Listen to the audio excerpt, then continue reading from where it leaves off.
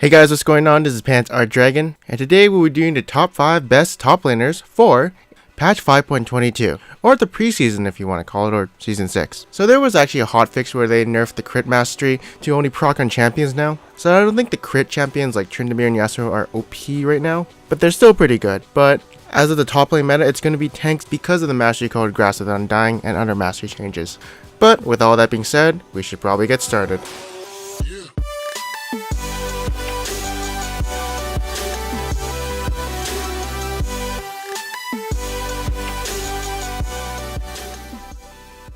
Alright, so at number 5 we have Jax. So Jax in this meta is abusing the Guinsoo's Rageblade, which does have really good synergy with him along with Hextech Gunblade.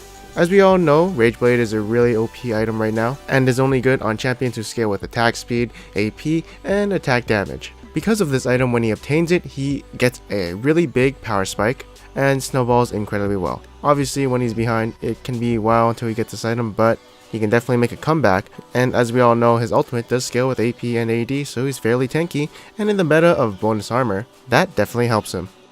Next up at number 4 is gonna be Shen. So his kit has synergy with Grasp of the Undying and Runic Armor, two masteries which are really good right now, and he's also a tank, which is really dominant in the top lane, and a bit in the jungle right now.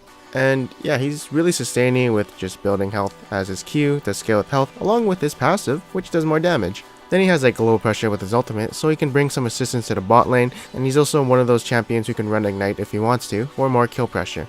But yeah, honestly, since he was good in Season 5, and having the tank mastery OP meta in preseason, he's just really strong right now. Next up is going to be Hecarim, so again, he's actually going to be taking the Undying Grasp mastery, and he also makes use of the Runic Armor mastery with his W, so he'll be sustaining a lot in the teamfights and the laning phase. Although Trinity Force did get nerfed, I feel like the masteries also helped him too. Plus he can just stack a bunch of armor and be a really tanky bruiser. Also, if you guys didn't know, Swifties got buffed in this patch, so I feel like Swifties can be a really good item on him unless you absolutely need Ninja Tabi or Mercury Treads. But yeah, IMO, I'd probably go Swifties because it's cheap. And next up we have Mundo. So Mundo on patch 5.20 was actually pretty strong. The changes to his E giving him 5% maximum health damage on his next auto attack, and also being an auto attack reset made him really good for trading with the enemy. And there was also a change before that where he can just press Q and kill an enemy and get the full health back on his Q cost. So it made him a very safe farmer in certain matchups. And again, the masteries, they do scale with him. People aren't going Runic Armor, they're going Veteran Scars. And yeah, I guess you can say on his next auto attack with his E, he'll be doing 8% damage. Next up we have Malphite. So Malphite, really dominant with both the mastery, and he also has a lot of bonus armor coming from his W. And since he scales with armor, that's a good thing for him. So if you're an AD caster or an AD marksman, it's probably going to be really hard to take him down as he has so much armor and also has a decently high base armor. So since a lot of people are avoiding the Last Whisper because it kind of sucks, this is good for him. And as we know, AP mages right now kind of are in a bad spot, but even if there is AP on the other team, just buy like a Banshee's Veil because it gives 70 magic resist and you're good to go. Either way, as you can see in this tier list, tanks are so dominant right now with the new mastery changes, and just building a bunch of armor since bonus armor is the dominant strategy in this game.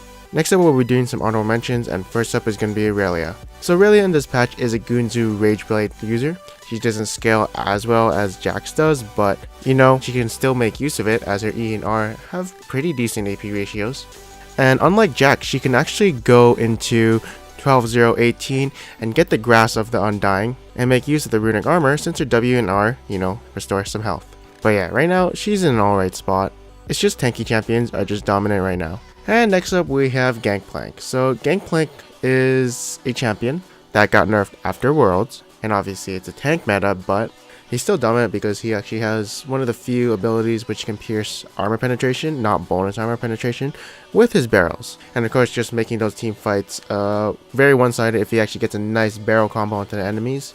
Trinity Force is still good on him since it does give cooldown reduction and a bit more crit. Obviously it has been toned down a bit, but you know, actually benefits a bit more maybe. He never really liked attack speed, so I think it's a bit of a buff for him. And also now he can go Essence Reaver, and he doesn't really have to worry about mana, but he can also get free cooldown once he gets his Infinity Edge afterwards. So I feel like it's really nice for him. Critical chance is easier to get also. And yeah, that's about it. Thank you guys for watching this video. I hope you guys enjoyed it. If you guys did enjoy this video, make sure to leave a like as it does help my channel a lot, and subscribe if you want to see more tier lists, as I'll definitely do one next batch since there's probably going to be a lot of changes.